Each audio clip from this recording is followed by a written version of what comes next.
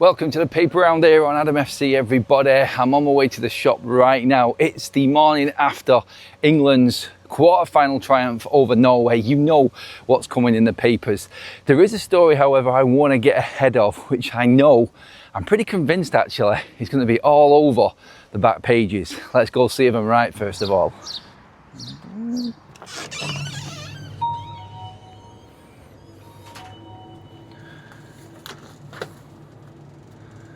Awe-inspiring. Where you from? We're from England. Where you come from? Do you put the kettle on?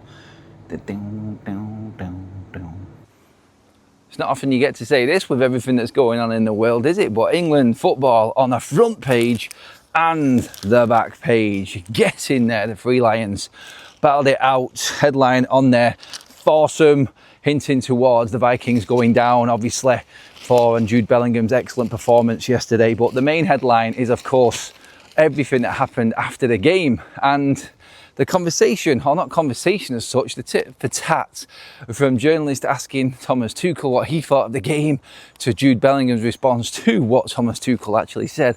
Look, you all heard it. You all got your opinions on it last night online and everything. The papers are the same this morning. They're trying to cover it a little bit by going in on the glory. And let's not forget, we're in the semi-final of the World Cup for only the fourth time in England's history.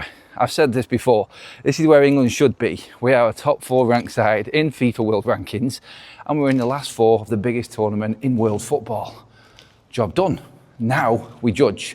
Now we actually see what Thomas Tuchel can bring to this tournament, and our big star players standing up on the big occasion, on the big stage against, well, FIFA's favourites, Argentina. I don't need to go into that and give you details of why I would say that about Argentina. You all seen what's happened throughout this tournament. Nothing more needs to be said. But England, Jude Bellingham, Thomas Tuchel, they're the headlines. That's what everyone's talking about. Brilliant performance from Jude Bellingham, and 9 performance at least from him, standing out where others are failing. Thomas Tuchel was called into question with his first substitutes. I thought was ridiculous. Saka and Eza really killed the momentum of the game. Rice should not have been playing. Mainu should have been starting that game, but Thomas Tuchel's substitutes played a big part in injury time and a big part in winning us the game as well. And while Thomas Tuchel is winning games, no one can complain. But this is where the judgment comes. And I love it. I can't believe I was actually agreeing with Gary Neville and Roy Keane on this one.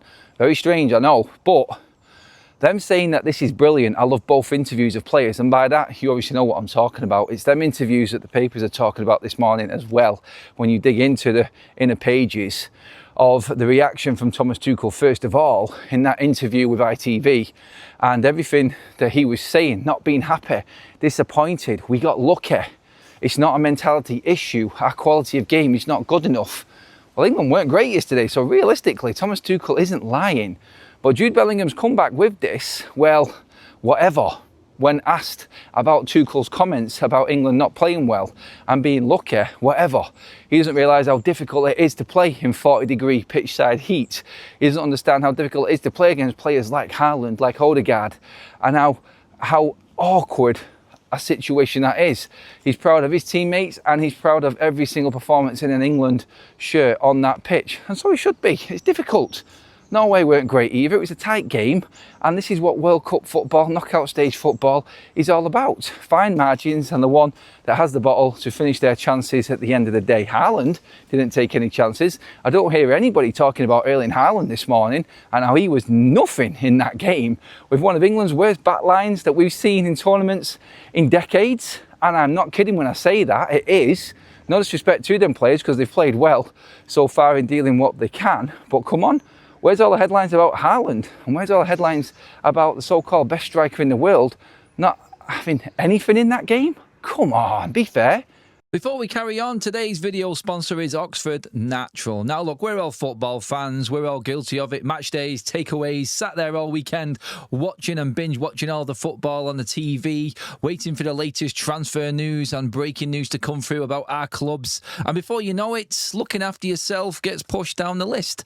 That's where Oxford Natural's Optimum Day and Night supplements come in. First of all, you have Optimum Day, designed around energy and cravings and helping keep people on track. Then you have optimum night, based more around sleep and helping people recover properly. Nobody's saying it's magic, nobody's saying it's going to do the work for you, but with a commitment to making positive changes, some people have seen some impressive results. Take, for instance, former England striker Michael Owen, who lost 35 pounds on his day and night plan. You can check out Michael Owen's story alongside many others on the link below. If you're thinking it's about time I sorted myself out, then it is definitely worth giving it a go. The QR code is on the screen. The link is in the description. Make sure you use code ADAMFC on checkout to get 70% off your first order. Now back to the football.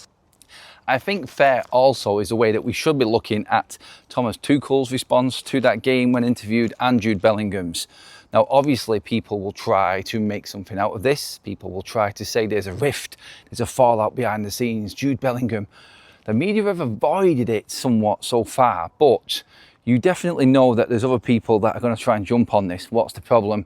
This will be brushed under the carpet in no time. This will be brushed under the carpet by the players and Thomas Tuchel. Do you know what this is?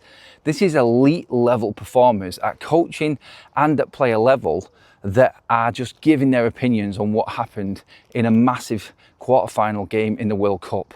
Isn't it about time that there was fallout with England winning and going through to a semi-final and not accepting that? That's okay.